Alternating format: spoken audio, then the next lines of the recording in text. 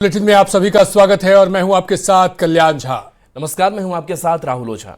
और पटना से बड़ी खबर, जहां पटना में अपराधियों ने गोलीबारी की है। अपराधियों ने युवक को गोली मारी है। रामकृष्ण नगर थाना क्षेत्र में वारदात को अंजाम दिया गया है। घायल शुभम यादव अस्पताल में भर्ती है। सीसीटीवी फुटेज पुलिस खंगाल रही है। तो इस वक्त की ये बड़ी खबर पटना से, जहां अपराधियों का तांडव देखने को मिला है। गोली मारी गई है, अपराधियों ने युवक को गोली मारी है। रामकृष्ण नगर थाना क्षेत्र में वारदात हुई है। घायल शुभम यादव अस्पताल में भर्ती है। सीसीटीवी फुटेज जो है वो भी आप देख रहे हैं और इसी के आधार पर जांच जारी है। धर्मेंद्र हमारे साथ फोन लाइन पर। धर्मेंद्र, हम वो तस्वीर देख पा रहे हैं जहां पर ये बाइक सवार अपराधी हैं और जो गोली दागकर चलते बनते हैं। क्या पूरी घटनाक्रम सामने आई है? जी, रामकृष्ण नगर थाने की घटना है और देर रात की घटना है। लेकिन संयोग है कि उसी समय एसएसपी क्राइम कंट्रोल की मीटिंग कर रहे थे।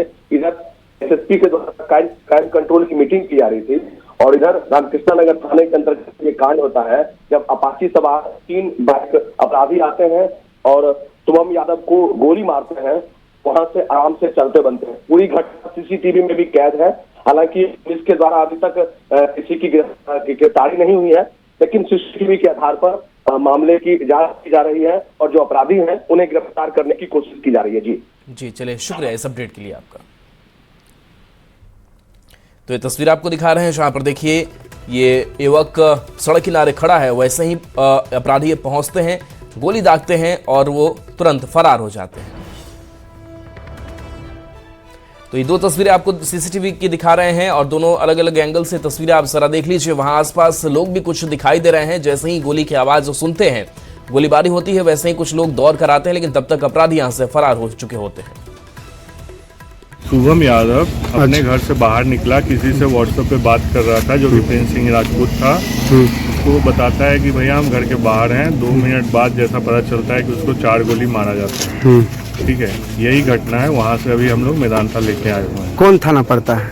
रामकृष्ण नगर थाना पड़ता है। प्रिंस कौन है, क्या करता है? प्रॉपर्टी डीलिंग का काम करता है, जमीन खरीद बिक्री का काम करता है। प्रिंस सिंह राजपूत वहीं रामकृष्ण नगर में रहता है।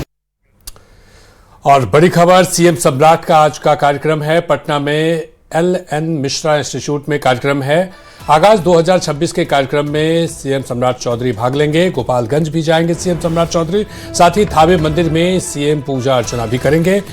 विभिन्न संचालित योजनाओं का निरीक्षण करेंगे। थावे में प्रस्तावित मेडिकल कॉलेज के लिए स्थल का निरीक्षण करेंगे।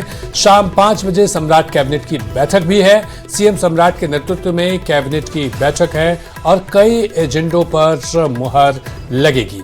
तो ये आज के सीएम सम्राट चौधरी के जो कार्यक्रम है उसमें आज शाम 5 बजे कैबिनेट की बैठक है और इस कैबिनेट की बैठक में कई अहम एजेंडों पर मुहर लग सकती है।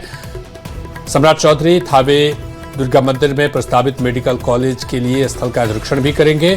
साथ ही साथ विभिन्न संचालित योजनाओं का निरीक्षण भी करेंगे।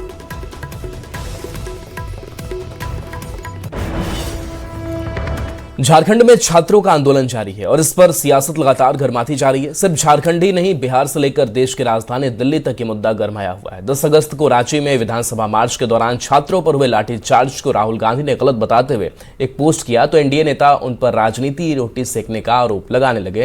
ये रिपोर्ट आपको दिखाते हैं।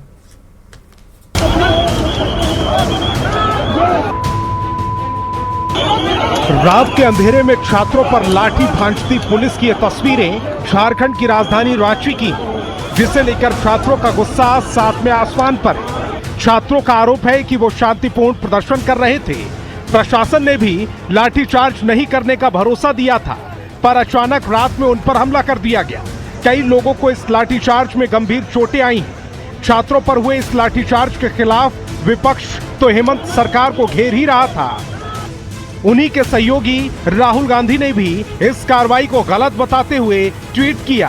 राहुल गांधी ने लिखा, झारखंड में विरोध कर रहे छात्रों के खिलाफ बल प्रयोग गलत है। छात्रों को शांतिपूर्ण विरोध का अधिकार है।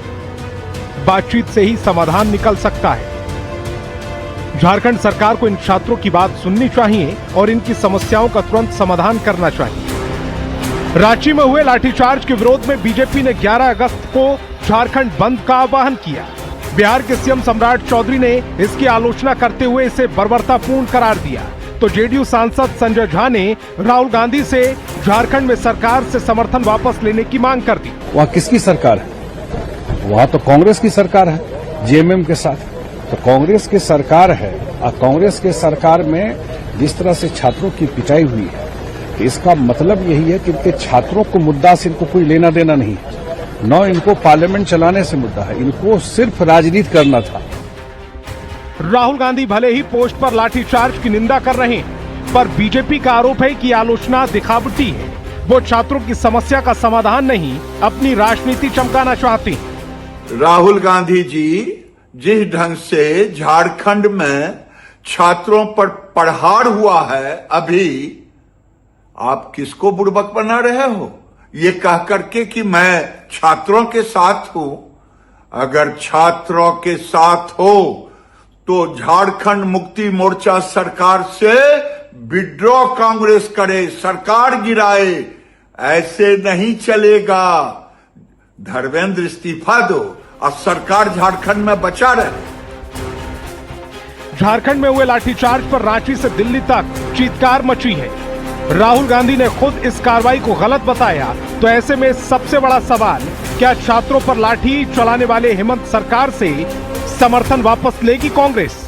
Bureau report, news 18। के खिलाफ एक बार फिर बड़ी कार्रवाई हुई है। लघु जल संसाधन विभाग के कार्यपालक अभियंता हरेंद्र कुमार के ठिकानों पर स्पेशल विजिलेंस यूनिट यानी एसवीयू ने छापेमारी की। 4 अलग अलग ठिकानों पर हुए इस कार्रवाई में अब तक 10 लाख रुपए नगद, लाखों रुपए के जेवर और जमीन से जुड़े कई दस्तावेज मिलने की बात सामने आई है। देखिए रिपोर्ट। नोटों की गड्डियां और जेवरों का ढेर, खुल गया भ्रष्टाचारी अभियंता का भेद। 6 मंजिला मकान और जमीन अपार, एसवीयू के हत्थे कार्यपालक अभियंता हरेंद्र। भ्रष्टाचार पर होगी बड़ी मार, अब नहीं बचेगा कोई दागदार। बिहार में भ्रष्ट अधिकारियों पर शिकंजा कसने का सिलसिला लगातार जारी है। इस कड़ी में लघु जल संसाधन विभाग के बांका प्रमंडल के पदाधिकारी कार्यपालक अभियंता हरेंद्र कुमार के खिलाफ एसवीयू ने बड़ी कार्रवाई की है। आय से अधिक संपत्ति अर्जित करने के मामले में हरेंद्र कुमार के ठिकानों पर एक साथ कई जगहों पर छापेमारी की गई। तस्वीर में आप देख सकते हैं, ये अलग अलग जगहों पर छापेमारी की अलग अलग तस्वीरें हैं। शुरुआत करते हैं राजधानी पटना से, जहां पत्रकार नगर थाना क्षेत्र के जनक नंदनी अपार्टमेंट के फ्लैट नंबर 307 में जब एसवीयू की टीम ने धावा बोला तो अधिकारियों की आंखें फटी की फटी रह गईं। फ्लैट में 10 लाख रुपए नकदी और भारी मात्रा में लाखों रुपए के जेवरात बरामद हुए। यहाँ पे लगभग 10 लाख रुपया नगद और गहना जेवर बरामद हुआ, जिसका आकलन किया जा रहा है, कागजातों का अध्ययन किया जा रहा है। विशेष जो है बाद में स्पष्ट किया जाएगा कि कितना बरामदगी हुई है और कौन कौन से कागजात मिले हैं। कार्रवाई का दायरा सिर्फ यहीं तक सीमित नहीं था। एसवीयू की टीम ने एक साथ कई ठिकानों पर दबिश दी। कहां हुई छापेमारी? पत्रकार नगर के जनक नंदनी अपार्टमेंट में तलाशी, बेउर चौराहा में आलीशान 6 मंजिला मकान में तलाशी, वैशाली के सिमरवाड़ा उनके पैतृक आवास पर छापेमारी, बांका में कार्यालय और सरकारी आवास पर भी छापेमारी। तस्वीरों में आप देख सकते हैं कि किस तरह अकूत संपत्ति के जरिए आलीशान और भव्य मकान खड़ा किया गया। साथ ही बरामद नोटों की गड्डियों को गिनते हुए विजिलेंस के अधिकारी नजर आ रहे हैं, जो भ्रष्टाचार के इस खेल की गवाही दे रहे हैं। इनके ऊपर आय से अधिक संपत्ति का डीए केस हुआ है, इसी में हम लोग छापेमारी कर रहे हैं। इनके अन्य जो आवास है, घर है, वैशाली और पटना, यहाँ भी छापेमारी हो रही है। इसी क्रम में हम लोग यहाँ छापेमारी करने वाले थे। अभी तो कुछ ऐसा संदेश नहीं मिला है। अब क्या क्या बरामद हुआ उसे भी जान लीजिए। 10 लाख रुपए नगद बरामद किए गए, लाखों रुपए के सोने चांदी के जेवरात मिले हैं, भारी मात्रा में जमीन और प्रॉपर्टी से जुड़े दस्तावेज मिले, बेउर चौराहा में एक 6 मंजिला आलीशान मकान मिला, वैशाली पैतृक आवास पर भव्य निर्माण के दस्तावेज। साफ है कि सरकार और जांच एजेंसियां भ्रष्टाचार के खिलाफ जीरो टॉलरेंस की नीति पर काम कर रही। एक के बाद एक भ्रष्ट अधिकारियों के काले कारनामों का खुलासा हो रहा है। बहरहाल एसवीयू के हाथ लगे दस्तावेज और कैश जिससे ये तय है कि कार्यपालक अभियंता हरेंद्र कुमार की मुश्किलें आने वाले दिनों में और ज्यादा बढ़ने वाली हैं। बांका से नागेंद्र, हाजीपुर से प्रफुल्ल और पटना से अमित कुमार की रिपोर्ट। कार्यपालक अभियंता हरेंद्र कुमार के ठिकाने पर एसवीयू की छापेमारी हुई है। हरेंद्र कुमार पर भ्रष्ट तरीके से अकूत संपत्ति अर्जित करने का आरोप है। हरेंद्र कुमार के पास 2 करोड़ 20 लाख से ज्यादा आय से अधिक संपत्ति, हरेंद्र कुमार और उनकी पत्नी के नाम अवैध कमाई से अर्जित चल और अचल संपत्ति के बारे में खुलासा हुआ है। हरेंद्र कुमार के जनक नंदनी अपार्टमेंट के फ्लैट नंबर 307 से कैश 9,50,000 जब्त किया गया है। लगभग 81 लाख रुपए का सोने और चांदी के आभूषण भी बरामद किए गए हैं। महंगे वस्तुओं की खरीदारी से संबंधित अनेक वाउचर भी मिले हैं। वैशाली से सिमरवाड़ा गांव में पैतृक आवास से कैश 3,42,000 बरामद किया गया है। जमीन से संबंधित 2 दस्तावेज भी मिले हैं। हरेंद्र कुमार और उनकी पत्नी के नाम से 5 बैंक खाते हैं। जब दस्तावेजों की जांच और स्क्रूटनी जारी है।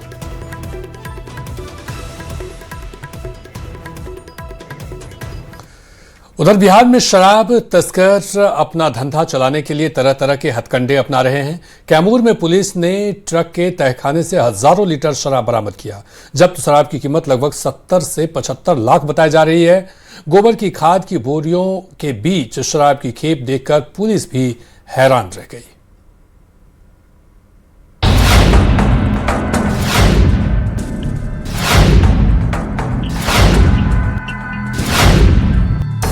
ट्रक के भीतर बने इस तहखाने को देख आप भी हैरान रह जाएंगे। ट्रक में गोबर की खाद की बोरियों के बीच तहखाना बना है और तहखाने में है शराब ही शराब। ट्रक में शराब की इस खेप को देखकर पुलिस की आंखें भी फटी की फटी रह गई, क्योंकि ट्रक में 4,815 लीटर शराब छिपा कर रखी गई थी, जिसकी कीमत 70 से 75 लाख रुपए बताई जा रही है। कैमूर पुलिस ने दिल्ली कोलकाता हाईवे स्थित समेकित जांच चौकी के उत्पाद चेक पोस्ट पर बड़ी कार्रवाई करते हुए शराब तस्करी का पर्दाफाश किया।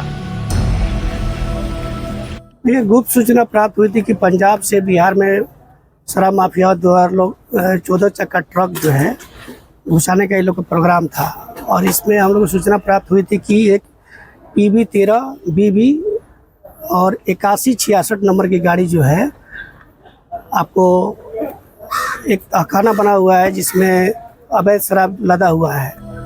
पंजाब से ट्रक में तहखाना बनाकर शराब बिहार लाई जा रही थी। शराब बरामद करने के बाद पुलिस ने ट्रक के चालक और खलासी को अरेस्ट कर लिया है। तस्करों ने शराब के कारोबारियों तक खेप पहुंचाने से पहले पहचान छिपाने के मकसद से बोतलों पर दर्ज बैच नंबर भी मिटा दिए थे। ट्रक में तहखाना बनाकर शराब तस्करी के खेल का खुलासा होने के बाद कई सवाल उठ रहे हैं। बिहार में हर रोज शराब की खेप पकड़ी जाती है। सख्ती के बावजूद शराब की तस्करी जारी है। शराब तस्कर अलग अलग हथकंडे और पैंतरे अपनाकर शराब तस्करी में जुटे हैं। पुलिस के एक्शन के बाद शराब तस्कर अपनी करतूतों से बाज नहीं आ रहे। न्यूज़ 18 के लिए कैमूर से अभिनव कुमार सिंह की रिपोर्ट। बदलते समय के साथ बिहार की राजधानी पटना भी पूरी तरह से बदला नजर आएगा, जिसे देखकर आप भी हैरान हो जाएंगे। राजधानी के बाहर चारों तरफ से पटना रिंग रोड का निर्माण कराया जा रहा है, जिसके बन जाने से पटना न सिर्फ बदल जाएगा बल्कि जान के साथ साथ आर्थिक विकास को भी रफ्तार मिलेगी। ये खास रिपोर्ट आपको दिखाते हैं।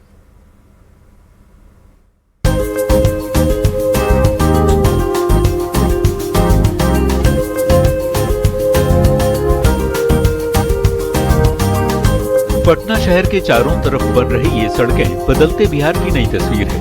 इन सड़कों को देख आपको दिल्ली NCR या किसी मेट्रो सिटी की याद आ जाएगी, क्योंकि आने वाले 5 साल में पटना को लेकर जो कल्पना की गई है उसकी तस्वीर देख न सिर्फ आप हैरान होंगे बल्कि अपने पटना को देख आप गौरव का एहसास भी करेंगे। और ये सब होगा रिंग रोड पटना के निर्माण के बाद, जिसकी तैयारी तेज गति से चल रही है। दरअसल पटना रिंग रोड आधुनिक इंजीनियरिंग का एक उत्कृष्ट उदाहरण होने वाला है। इसे राजधानी में यातायात के दबाव को कम करने और इलाके के विकास को बढ़ावा देने के लिए डिजाइन किया गया है।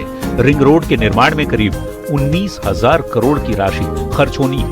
पटना रिंग रोड की कुल लंबाई 150 किलोमीटर होगी और ये रिंग रोड विशाल ग्रीनफील्ड और ब्राउनफील्ड कॉरिडोर भी होगा।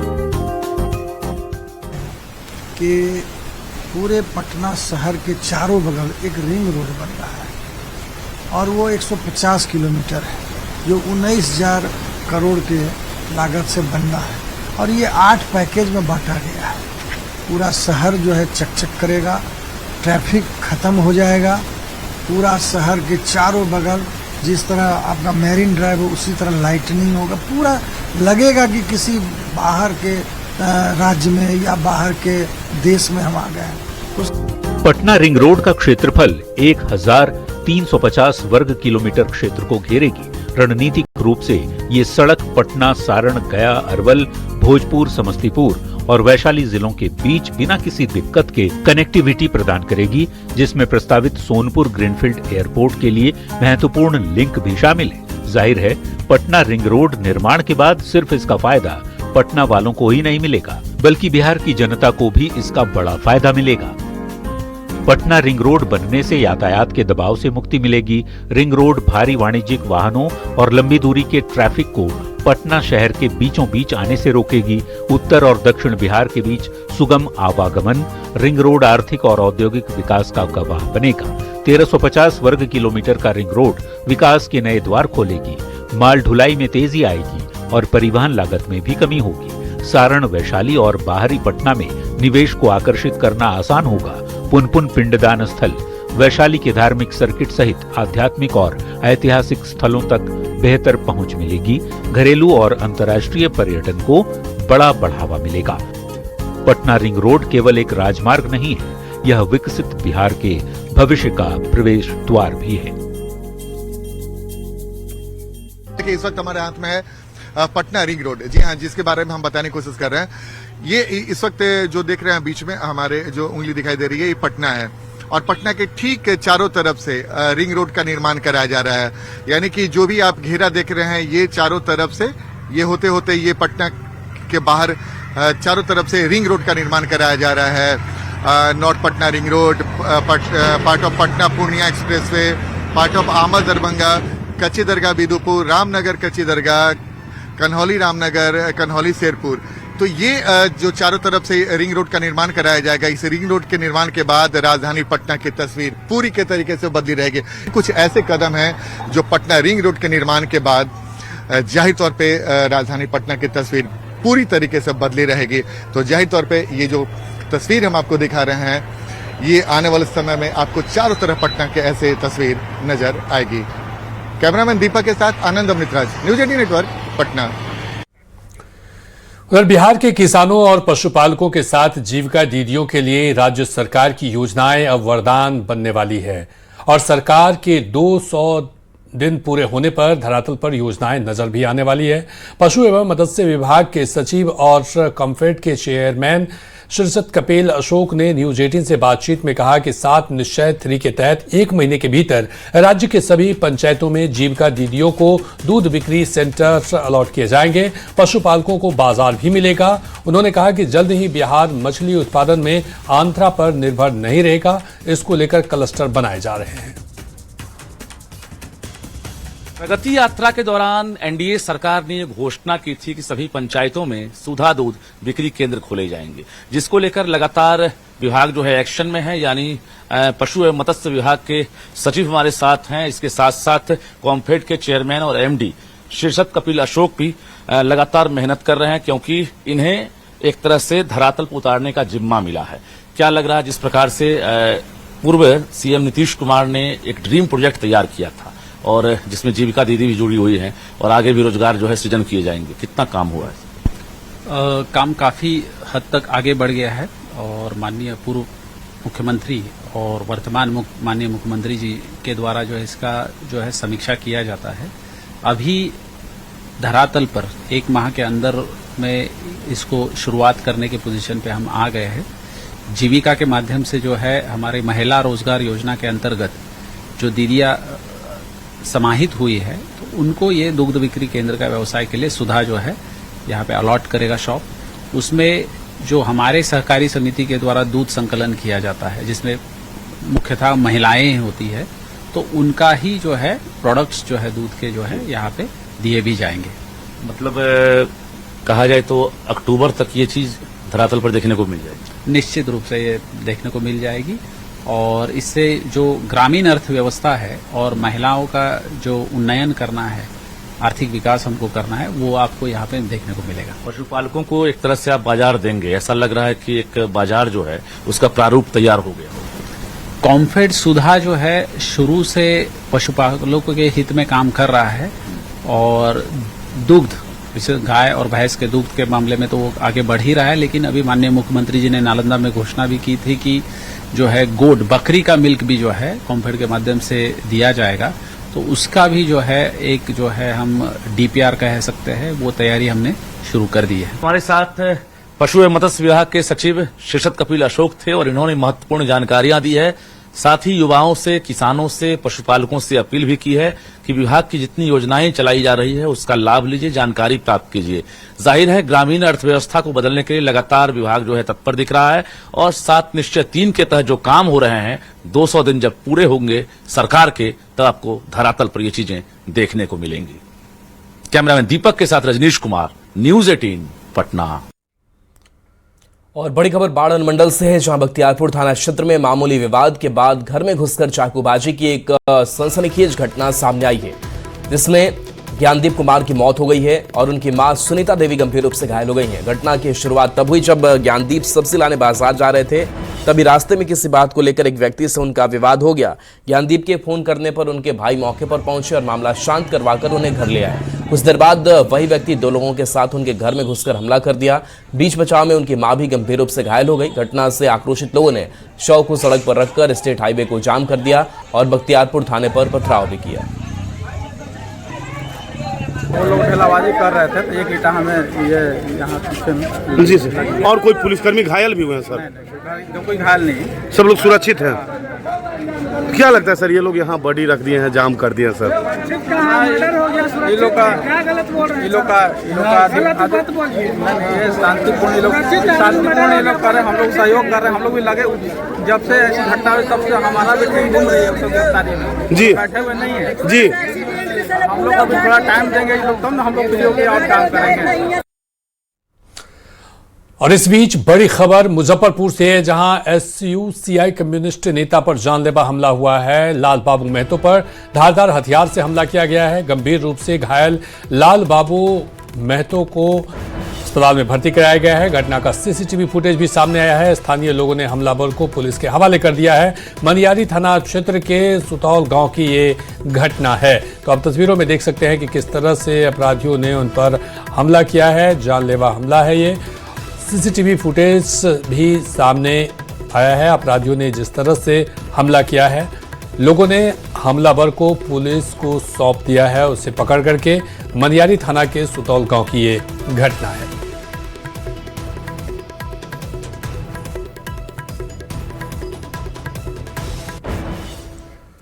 सासाराम से बड़ी खबर है, जहां गुप्ता धाम जा रहे 2 श्रद्धालुओं की मौत हो गई है। पहाड़ से गिरने से 2 श्रद्धालुओं की मौत हुई है। पुलिस ने दोनों शव को बरामद किया है। कैमूर पहाड़ी स्थित अमुआ चुआ के पास हादसा हुआ। दोनों मृतक औरंगाबाद जिला के रहने वाले हैं। शंकरपुर अमरपुरा गांव के प्रयाग मेहता और शंभू कुमार मृतक शंभू कुमार ग्रुप जी के रेल कर्मी थे। तो सासाराम की ये तस्वीर है, जहां पर गुप्ता धाम जा रहे 2 श्रद्धालुओं की मौत हो गई। पहाड़ से गिरने से 2 श्रद्धालुओं की मौत की खबर है। कैमूर पहाड़ी पर यह हादसा हुआ है। बता दें कि अमुआ चुआ के पास हादसा हुआ। दोनों मृतक औरंगाबाद जिला के रहने वाले हैं। शंकरपुर अमरपुरा गांव के प्रयाग मेहता और शंभू कुमार के रूप में इन दोनों की पहचान हुई है। शंभू कुमार ग्रुप डी के रेल कर्मी थे।